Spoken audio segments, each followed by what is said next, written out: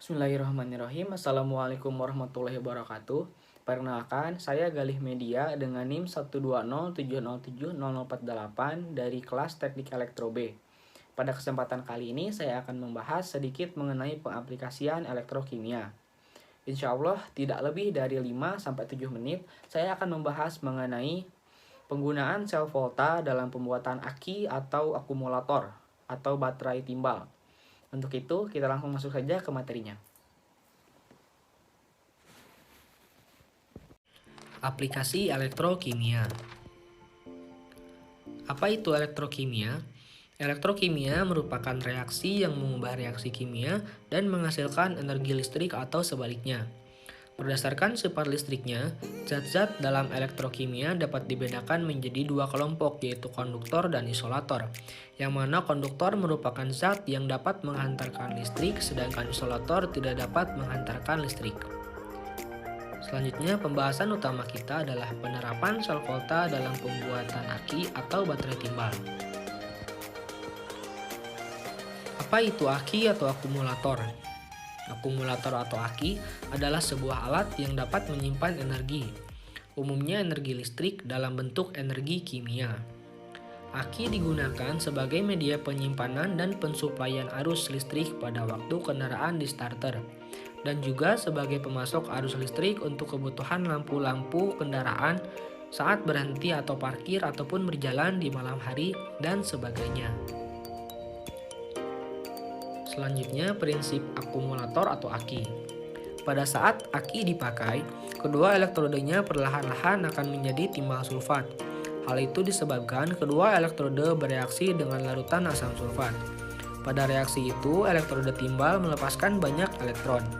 Akibatnya terjadi aliran arus listrik dari plat timbal di oksidanya.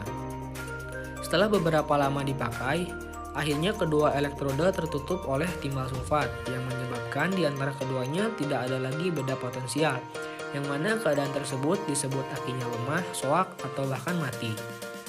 Dalam aki terdapat elemen dan sel untuk menyimpan arus yang mengandung asam sulfat H2SO4. Tiap sel berisikan plat positif dan plat negatif. Pada plat positif terkandung oksid timah coklat PbO2, sedangkan plat negatif mengandung timah Pb. Plat-plat ditempatkan pada batang penghubung.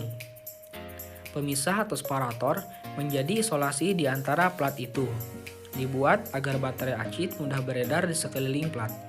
Bila ketiga unsur kimia itu berinteraksi, maka akan tercipta arus listrik. Selanjutnya, elektroda yang digunakan dan reaksi yang terjadi pada aki. Dalam baterai timbal atau aki, elektroda negatif adalah logam timbal Pb. Dan elektroda positifnya adalah timbal yang dilapisi timbal oksida PbO2.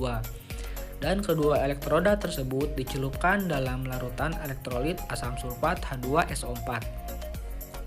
Saat aki menghasilkan listrik, anoda Pb dan katoda PbO2 bereaksi dengan SO4 2- menghasilkan PbSO4. PbSO4 yang dihasilkan dapat menutupi permukaan lempeng anoda dan katoda. Jika telah terlapisi seluruhnya, maka lempeng anoda dan katoda tidak berfungsi. Akibatnya, aki berhenti menghasilkan listrik. Saat aki menghasilkan listrik, dibutuhkan ion H+ dan ion SO4 2- yang aktif bereaksi. Akibatnya, jumlah ion H+ dan ion SO4 2- pada larutan semakin berkurang, dan larutan elektrolit menjadi semakin encer. Maka arus listrik yang dihasilkan dan potensial aki akan semakin melemah. Oleh karena itu, reaksi elektrokimia pada aki merupakan reaksi kesetimbangan atau reversible.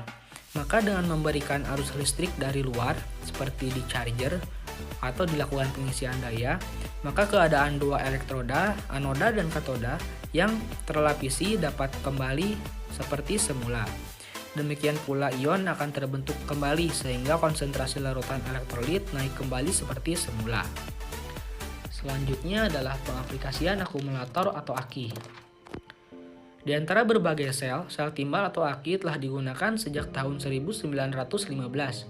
Yang paling utama berkat sel ini adalah mobil, sepeda motor, dan alat transportasi lainnya dapat mencapai mobilitasnya, sehingga menjadi alat transportasi terpenting saat ini.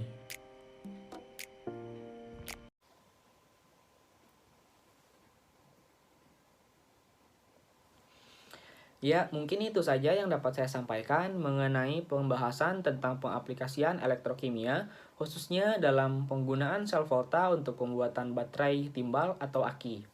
Kurang lebihnya, saya mohon maaf. Semoga apa yang saya sampaikan dapat bermanfaat bagi kita semua.